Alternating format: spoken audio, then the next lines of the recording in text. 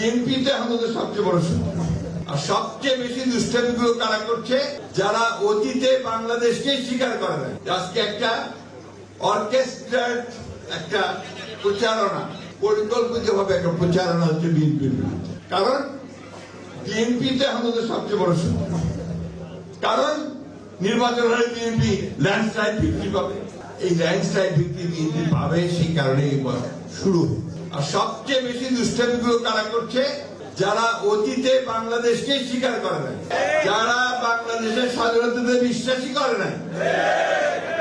এবং ওই সময় যে আপনাদের বললেন যে কত মানুষ মেরেছে, আমাদের মা বোনদের কতজনের সম্ভ্রম হানি করেছে, কতজনকে পাকিস্তান হানাদার বাহিনীর হাতে আমাদের মা বোনদের তুলে দিয়েছে, সেই হিসাব আমরা ভুলি নাই।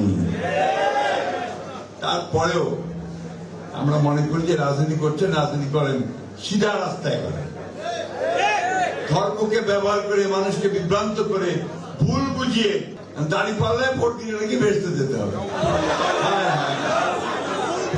চিন্তা করেন তাহলে আর আমার নামাজ পড়া, আল্লাহর কাছে কমপ্লিট সারেন্ডার করা, ইমান আনা, এগুলোর দরকার নাই নাকি?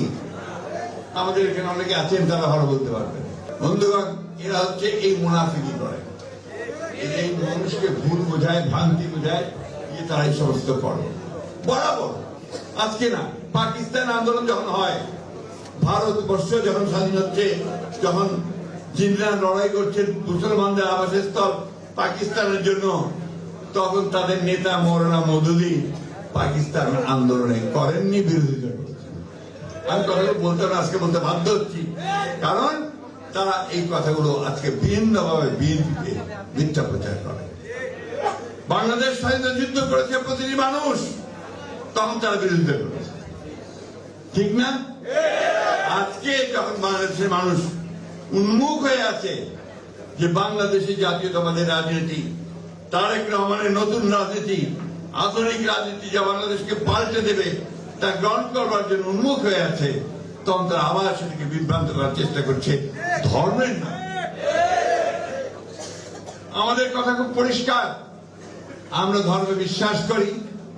আমাদের নেতা জনাব প্রেসিডেন্ট জিয়াউর রহমান সাহেব, তিনি প্রথম কোরআন শরীফে কথা বলেছেন সংবিধানে, তিনি প্রথম সংবিধানের মধ্যে বিসমিল্লাহির রহমানির রহিম দিয়েছেন, তিনি প্রথম আল্লাহর উপরে অবিচল আস্থা বিশ্বাসের কথা বলেছেন, ঠিক না? এবং আমরা সব সময় সেইভাবে এই দেশে কাজ করেছি। আজকে এই সময় আর মাত্র আমি হিসাব করছিলাম 23 দিন আছে নির্বাচনের। এখন অনেকে নির্বাচন হবে কিনা, বাধা দেব, করতে দেব না, ভেতরে ভেতরে খবর নিয়ে দেখেন তাদের 3টা ভোটও নেই। আবার বড় গোড়ায় বলে নির্বাচন হতে দেব না। ভাই হোক, নির্বাচন দেখা যাক কে কতটা ভোট পায়। আমরা তো সেই জন্য আমরা ভোটের জন্য উন্মুখ হয়ে আছি। আমরা নির্বাচন চাই, আমরা যাবো জনগণের কাছে। জনগণ যদি আমাদেরকে গ্রহণ করে আমরা আছি, জনগণ যদি বাদ দেয় বাদ দিয়ে দেবো, আমরা বিরোধী দলে থাকবো, তাই না? আগে থেকে এত গলাবাজি কেন ভাই? আমি আর সব শেষ করব যে আজকে আমাদের এই পরীক্ষাটা খুব কঠিন পরীক্ষা। এই নির্বাচনে নির্ধারিত হবে যে এই দেশ কি লিবারেল ডেমোক্রেসির হাতে থাকবে নাকি আপনার সমস্ত উগ্রপন্থী রাষ্ট্রবিরোধী লোকদের মধ্যে থাকবে। আমাদেরকে অবশ্যই সেই উদারপন্থী রাস্তা বেছে নিতে হবে, গণতন্ত্রের রাস্তা বেছে নিতে হবে, মানুষের কল্যাণের রাস্তা বেছে নিতে হবে।